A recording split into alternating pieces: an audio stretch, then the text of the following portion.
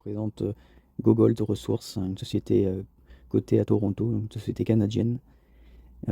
Donc elle n'est pas cotée aux États-Unis, en tout cas pas sur la bourse principale.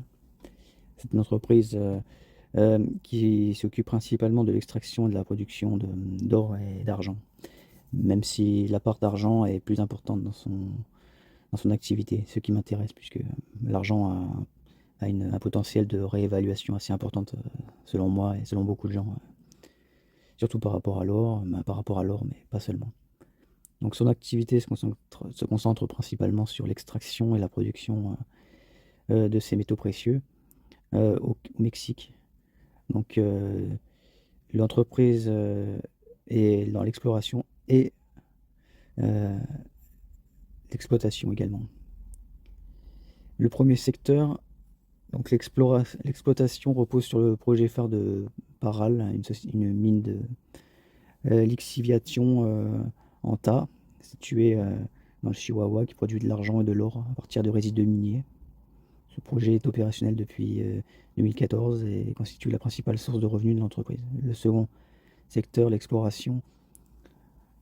Si on cherche de la solidité, il faut chercher des producteurs, des sociétés d'exploitation. Et si vous cherchez euh, à prendre plus de risques, l'exploration peut être important, mais il faut vraiment connaître le secteur parce que sinon c'est casse-gueule. Il y a la plupart des entreprises d'exploration, surtout quand l'argent stagne, voilà, c'est les sociétés qui s'écroulent en général parce qu'elles diluent, etc. Donc l'exploration concerne le projet Los Ricos, divisé en Los Ricos Sud et Nord, et au Mexique également. Ce projet vise à identifier et développer de nouveaux gisements d'argent et d'or avec un potentiel de production.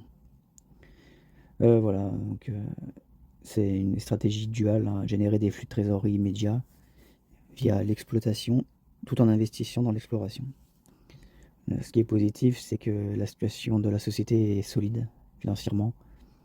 Actuellement, voilà, elle a un chiffre d'affaires trimestriel pour 2025 déjà de un peu plus de 17 millions.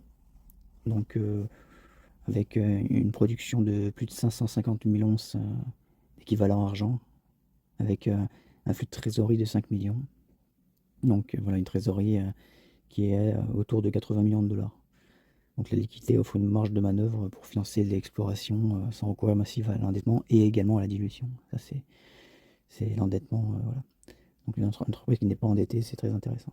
Même si c'est pas des sociétés qui vont forcément exploser davantage que les autres par rapport au ratio de voilà. Ensuite, voilà, Los Ricos, il y a un potentiel vraiment important. Les rapports géologiques indiquent des ressources de plusieurs millions d'onces d'argent, d'équivalent en tout cas, ce qui pourrait voilà, positionner Google comme un acteur principal. Voilà, il y a quand même il y a quelques points négatifs quand même. C'est que voilà, elle dépend que de ce projet, hein, la société. Donc ça peut, s'il y a une mauvaise nouvelle, ça se fait ressentir assez fortement sur le cours, hein, s'il y a une mauvaise nouvelle par rapport à cette mine. Voilà, donc il peut y avoir des interruptions de production, des baisses de teneur, des résidus. Voilà. Donc sinon les chiffres récents, voilà, il y a le coût, on considère que le coût d'extraction est autour de 23 dollars par once, ce qui n'était pas rentable il y a 2 ans forcément, et même maintenant c'est très rentable. Et c'est voilà, c'est très intéressant sur le plan inflationniste également, avec l'énergie et les produits chimiques.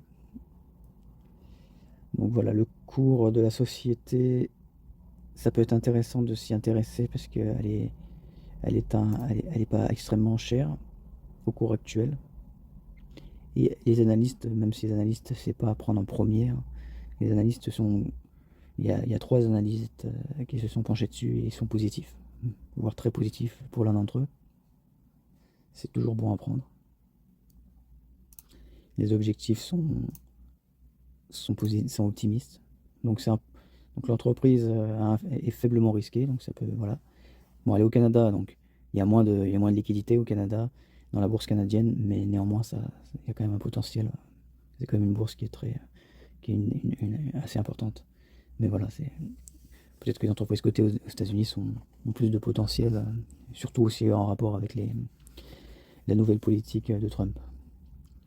Donc ce projet est un profil, c'est attractif, mais il y a aussi une part de risque, hein, par rapport à l'exploration, pardon. Euh, mais elle est financièrement stable. Donc si vous avez des suggestions, si vous avez envie d'y investir et savoir un peu plus sur la société, si si vous souhaitez me suggérer une société aussi à auditer, à analyser, n'hésitez pas. Merci.